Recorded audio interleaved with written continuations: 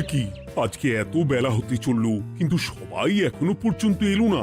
এই সব হলো কুঁড়েমির লক্ষণ মহারাজ। আপনি একদিন যারা যারা দেরি করছে তাদের চাপকে দেবেন, সব সিধে হয়ে যাবে। আর বলবেন না মহারাজ, আজকে গিন্নি কাঁচা লঙ্কা দিয়ে কুচো চিংড়ির ঝালটা যা বানিয়েছিল না, খেতে খেতে দেরি হয়ে গেল। গোলগাপ্পি দেওয়ার আর জায়গা পাও না না? বিশ্বাস করুন, সত্যি খুব ভালো রান্না করেছিল গিন্নি, তাই আবার আরেক হাঁড়ি ভাত চড়াতে বললাম। আর সেটা খেয়ে আসতেই তো দেরি হয়ে গেল। আরো এক হাঁড়ি? মহারাজ কিছু মনে করবেন না, এই পাঠশালা বন্ধ করে সব গুছিয়ে তবে এলাম। সুপ্রভাত মহারাজ। সুপ্রভাত মহারাজ। প্রভাত আজকে আর শুনেই তোমরা সবাই এত কুঁড়ে হয়ে গেছো যে কি বলবো। মহারাজ, এই কুঁড়েমির আসল কারণ হচ্ছে চর্বি। কথায় আছে, যত বেশি চর্বি তত তাড়াতাড়ি মরবি। আপনি কি বলতে চাইছেন মন্ত্রী মশাই, যে আমি তাড়াতাড়ি মরে যাব আর আপনি মজা দেখবেন? ঠাকুর ঘরে কে, আমি তো কলা খাইনি ব্যাপার হয়ে গেল। গোপালের একদম মোক্ষম জায়গায় আঘাত লেগেছে, যাকে বলে ওই আঁতে ঘা। তুমি বেশি কথা বলো না বৈদ্য, ছুঁচ করে চালুনির বিচার। হ্যাঁ, বৈদ্য তো দেরি করেই এসেছে। আমার মনে হয় প্রত্যেককে এমন ভাবে প্রশিক্ষণ দেওয়া দরকার যাতে তারা একটু চনমনে হয়ে ওঠে। হ্যাঁ মহারাজ, তাহলে আগামীকাল থেকেই শুরু হোক ব্যায়াম আর অস্ত্র শিক্ষা। হ্যাঁ, কুঁড়ে থাকলে রাজ্যের কোনো বিপদ আপদেই সভাসদেরা কাজে আসবে না। ঠিক বলেছেন মহারাজ। তাহলে আর দেরি কেন, চলো সবাই এখনই আমরা মাঠে যাই। এই তো মহারাজ ভরপেট খেয়ে এলাম, এখনই মাঠে? ও সব অজুহাত দিয়ে লাভ নেই, চলো চলো চলো।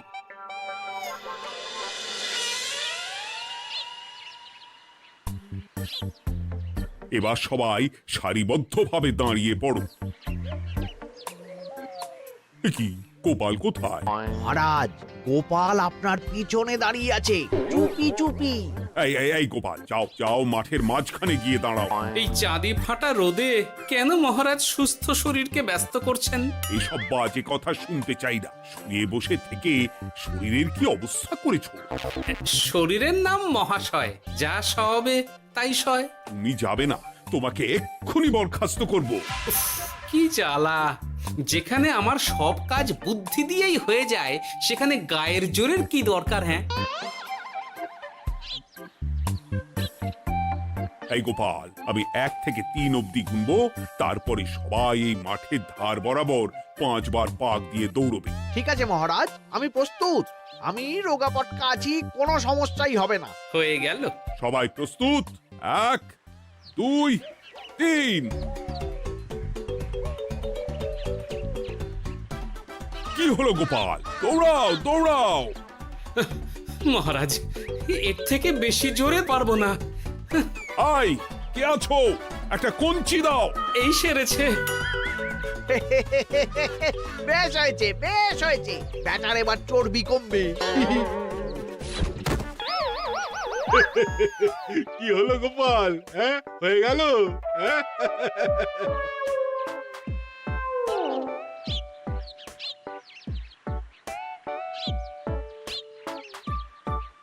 এই গুলটে, ফুটি, আমাদের দাদু উল্টে গেছে।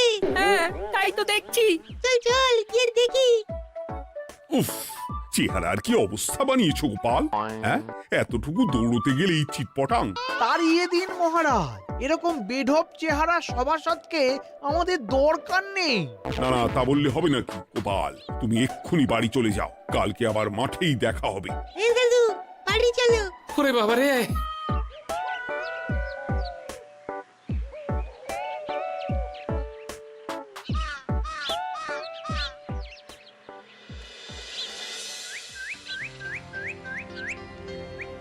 আরে ধুর ছাতার মাথা, তখন থেকে জল খেয়েই চলেছ।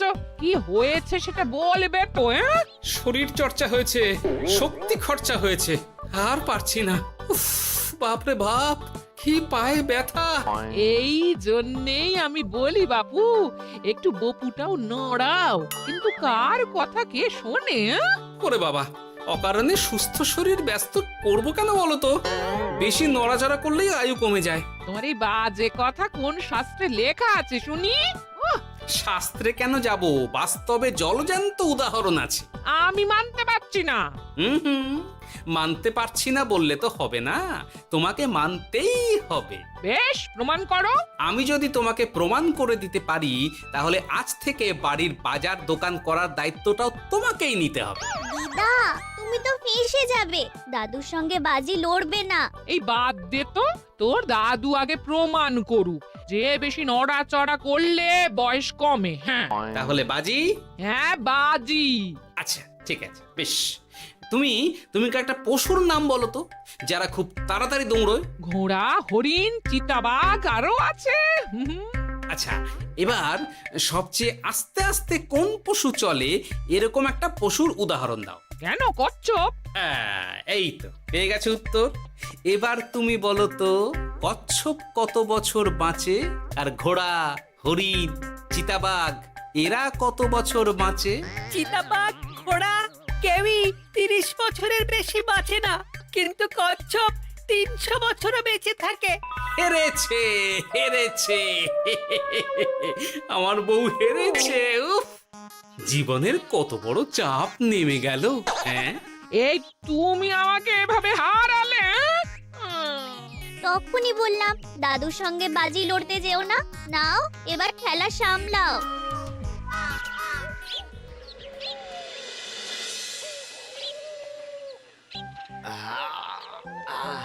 আরো ভালো করে মালিশ কর। আজকে ছোটাছুটি করে পা দুটো বেশ ব্যথা ব্যথা করছে। কালকে তো আবার অন্য পরীক্ষা। আরে আমার হালকা চেহারা আছে, সব সামলে নেব। কালকে তো অস্ত্র চালনা হবে, কালকে আমি কাঁপিয়ে দেব। কাঁপাতে তো হবেই মন্ত্রী মশাই। আমরা আপনার শরীরে এমন ঘষা মাজা করে দেব না, মনে হবে আপনি না একটা জলযন্ত্র অস্ত্র চালনা করতে যাচ্ছে। বাস এই তো চাই। বাবারে, আস্তে আস্তে। আরে বাবা, আপনার তো ইস্পাতের শরীর, ভাঙবে তবু মচকাবে না। চিন্তা করছেন কেন? ভয় পাবেন না, ভয়কে জয় করতে হবে। আরে আরে আরে, তোরা আমার কথাটার সাথে করছিসটা কি? মানুষটা মরে যাবে তো। চিন্তা করো না গিন্নি। বাবা, ওরা বলেছে আমার ইস্পাতের শরীর, ভাঙবে তবু মচকাবে না। একবার এই বুড়ো বয়সে হাত পা ভাঙলে কি সামলাবে শুনি? মন্ত্রী মশাই, আমাদের বকশিসটা দিয়ে দিন, আমরা কেটে পড়ি। বাবারে বাবা, দিচ্ছি, এনে। এত খাটানোর পরে এতেই এখন খুশি থাক। হ্যাঁ,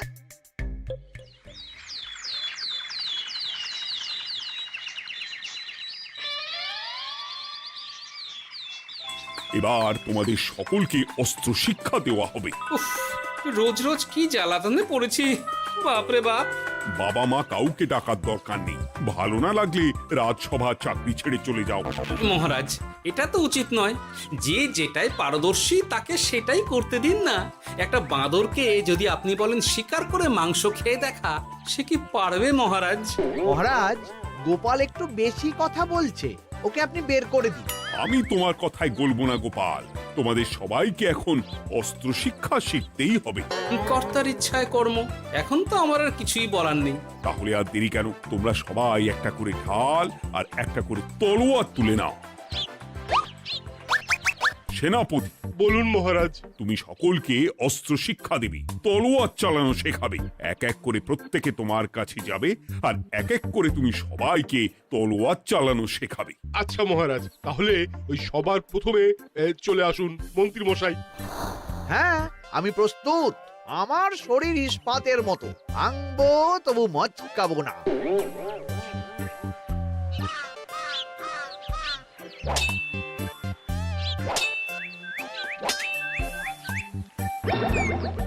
কি কেমন দিলাম? অত সহজ নয় সেনাপতি। আমি মন্ত্রী এমনি এমনি হইনি, আগে অস্ত্র শিক্ষা শিখে তবে মন্ত্রী হয়েছি। এটা কি হলো? হ্যাঁ, আপনি অস্ত্র শিক্ষায় পারদর্শী, কিন্তু আরো বিচক্ষণ হতে হবে। কারণ আজকে এই পাগড়ির জায়গায় আমি যদি তলোয়ার আপনার গলার দিকে চালাতাম, তাহলে কিন্তু আপনার এই ভবলীলা এখানেই সাঙ্গ হয়ে যেত। ঠিক আছে, মনে রাখবো। এবার বাকিদের তো ডাকো। হ্যাঁ, এরপরে তলোয়ার চালানো শিখতে আসবে গোপাল। গোপাল দাদু, গোপাল দাদু। বাবা বাবা বাবা, গোপাল তুমি আবার দলবল নিয়ে এসেছো। দেখি তোমার কত দম। গোপাল, তুমি প্রস্তুত হও। হ্যাঁ হ্যাঁ, আমি প্রস্তুত। ওরে বাবারে, এ তো ভয়ানক চাপের কাজ। আমাকে বেশ বেগ পেতে হচ্ছে। সামলাও গোপাল।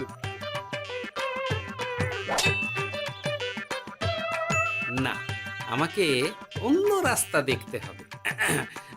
সেনাপতি, মহারাজের দিব্যি, তুমি আমার দিকে তলোয়ার ঢাল বাড়াবে না। এই এটা কি হলো? সত্যি তো, এটা কি হলো? গেল গেল গেল গেল গেল গেল গেল, দুটিটা খুলে গেল গো। দেব নাকি এবার কুচ করে কেটে? জিতে গেছি, জিতে গেছি। এটা কি হলো? শত্রুপক্ষ কখনো কারো দিব্যি শুনবে না। আর সেনাপতি, তুমি কি ওখানে দাঁড়িয়ে দাঁড়িয়ে মজা দেখছো? আমি কি করব মহারাজ, গোপাল যে আপনার দিব্যি দিয়ে দিল। গোপাল বেটা খুব চালাক।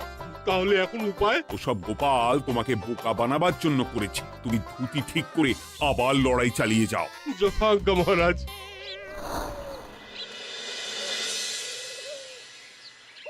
কিরে ন্যাপলা, তোদের দিদা আমার জন্য কি রান্না করে পাঠিয়েছে রে? এই তো ভাত, আলু সেদ্ধ, এই পুঁই শাকের ঝোল আর রুই মাছের ঝাল। আর তোদের যে তোষক, বিছানার চাদর আনতে বলেছিলাম, এনেছিস তো? ওই তো দাদু, কুটির গুলটে আর বাকিরা সবাই ধরাধরি করে নিয়ে আসছে। ব্যাস, তাহলে তার কোনো চিন্তা নেই। খেয়ে একটা জব্বর ঘুম দেব, কারণ এখানে যা রঙ্গ দেখছি তাতে বিকেল হয়ে যাবে। তলোয়ার শিক্ষা আজকের মতন এটুকুই থাক। এবার শুরু হবে বল্লম শিক্ষা। সবাই আবার আগের মতন সারিবদ্ধভাবে দাঁড়িয়ে পড়ো। আহ, তোদের দিদা পুঁই শাকটা কিন্তু বেশ জব্বর বানিয়েছে। তোদের দিদার হাতের রান্নার কোনো তুলনাই নেই। আহা, কি স্বাদ! কি গোপাল আবার কোথায় গেল? এই তো মহারাজ, আমি এখানে ওই পুঁইয়ের ঝোল আর রুইয়ের ছাল দিয়ে ভাত খাচ্ছি। এসব কি মাঠের মধ্যে খাওয়া? আরে শরীরটাকে তো রাখতে হবে। তাড়াতাড়ি খেয়ে এইদিকে এসো। আসছি আসছি আসছি। এবার আমি তোমাদের দেখাবো কিভাবে বল্লম নিয়ে তেড়ে যেতে হয়। দেখান মহারাজ।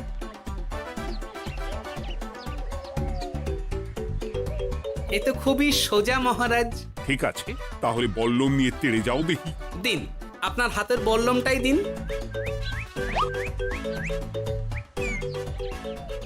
আরে আরে, গোপাল তো মাঠ থেকেই চলে গেল। আমি ডেকে আনছি মহারাজ। আরে আরে, ও গোপাল, গোপাল, মহারাজ ডাকছেন। থামো থামো। মহারাজ বলেছেন বল্লম নিয়ে তেড়ে যেতে। তেড়ে গিয়ে আবার ফিরে আসতে তো উনি বলেননি। আরে, এ তো মহা মুশকিল। উনি এক্ষুনি তোমাকে মাঠে ফিরতে বললেন। সেটা আপনাকে বলতে পারে সেনাপতি, আমাকে তো বলেনি। আমি চললাম।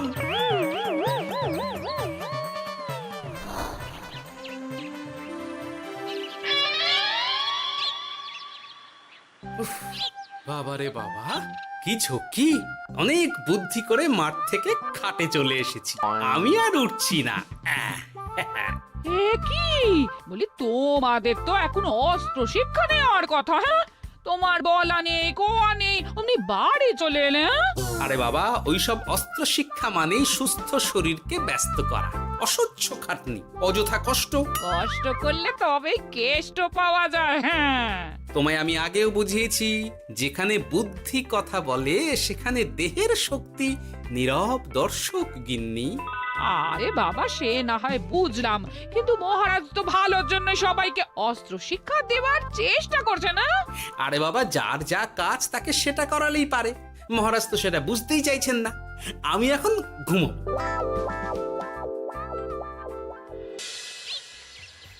দরজা খোলো গোপাল, দরজা খোলো। গোপাল, গোপাল দরজা খোলো বলছি। ব্যাস হয়ে গেল, একটু শান্তিতে ঘুমাবো তার জো নেই। দরজা খোলো গোপাল। বলুন মহারাজ। তুমি কি পেয়েছোটা কি গোপাল? রাজসভায় দেরি করে আসবে, তারপর অস্ত্র শিক্ষার সময় ফাঁকিবাজি দেবে, এভাবে তো আর তোমাকে মনে হচ্ছে রাজসভায় রাখা যাবে না। মহারাজ, গোপাল তো মুখের কথার লোক নয়, ওকে তাড়িয়ে দিই। কেন মহারাজ, আমি কি এমন মহাপাপ করেছি যে আমাকে তাড়িয়ে দেবেন? এই যে আমার কথা শুনছো না, এটাই তোমার অপরাধ। অপরাধ নেবেন না মহারাজ। পণ্ডিতের দায়িত্ব পুজো করা, সভাকবির দায়িত্ব কবিতা বলা, সাহিত্য চর্চা করা, আর আমার দায়িত্ব হাসি মজা করে আপনার মন ভালো রাখা। কিন্তু আপনি আমাকে জোর করে যুদ্ধের ময়দানে ঠেলে দিতে চাইছেন। এটা আমার ইচ্ছে। আমিও তো মহারাজ ইচ্ছে করলেই অনেক কিছু করতে পারি, চোখ বন্ধ করে লক্ষ্য ভেদ করতে পারি, শুধু বুদ্ধি দিয়ে। আরে বাহ, এত বড় কথা! তাহলে মহারাজ, ওকে বলুন পরীক্ষা দিতে। কি পরীক্ষা? আমি একটা ঘরে বর্ম পরে দাঁড়িয়ে থাকবো, তোমার হাতে অস্ত্র দেব, আমার মাথায় একটা আপেল থাকতে হবে, আর তুমি কিভাবে আমার মাথা থেকে ওই আপেল ফেলতে পারো দেখব। এ তো খুবই সোজা। কি গোপাল, তাহলে লড়বে নাকি বাজি? হ্যাঁ, লড়তে রাজি আছি। তাহলে আজ রাতেই হয়ে যাক পরীক্ষা। যদি এই পরীক্ষায় উতরে গেলে তো ভালো, নইলে তোমার চাকরিটা গেল। গোপাল, তুমি পারবে তো? সে দেখাই যাবে। আজ রাতে তাহলে রাজবাড়িতে দেখা হচ্ছে। যদি আমি এই পরীক্ষায় বিফল হই, তাহলে আমার চাকরি আপনি কেড়ে নেবেন, আর যদি সফল হই তাহলে মন্ত্রী মশাইকে শাস্তি দেবেন। আমি নিজে সারা কৃষ্ণনগরে নাক্ষত দেব। বেশ, দেখা যাক।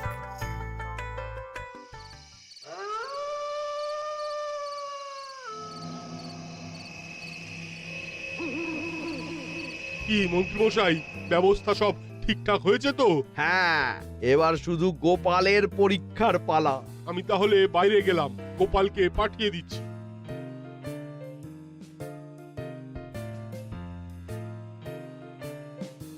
এবার যাও গোপাল, ঘরের ভিতরে যাও, দেখি তুমি কি করে মন্ত্রীর মাথা থেকে আপেল ফেলতে পারো।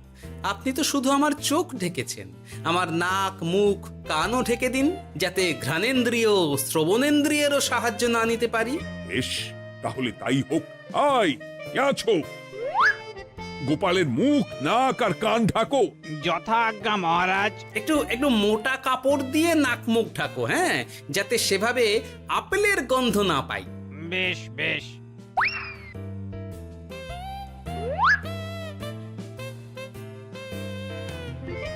যাও গোপাল। গোপাল, এবার তোমার চাকরি গেল।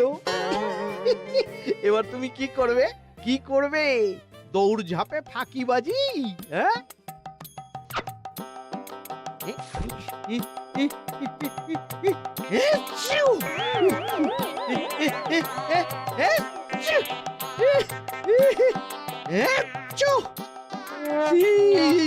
গেল গেল গেল গেল গেল, আপেল পড়ে গেল। আপেল পড়ে গেল? মহারাজ, এর মধ্যেই গোপাল আপেল ফেলে দিয়েছে। ঘরের ভেতরে চলো।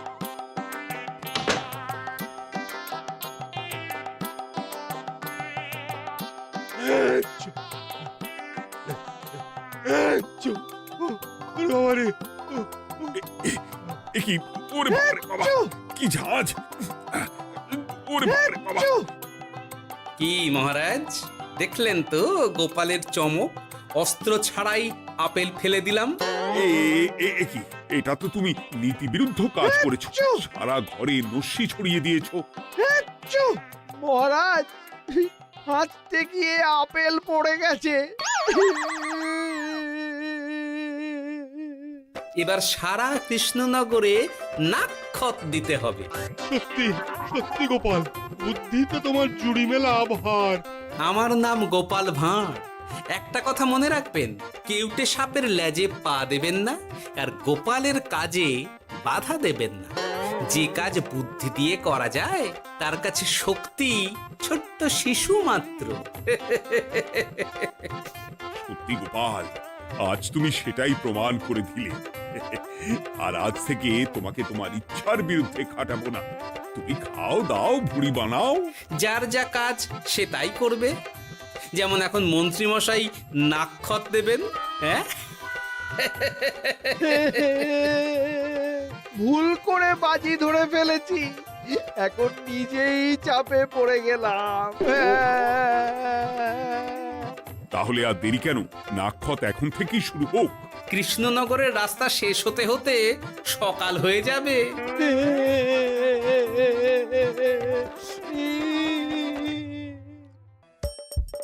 হাসির রাজা, জ্ঞানের রাজা, রসিক রাজা।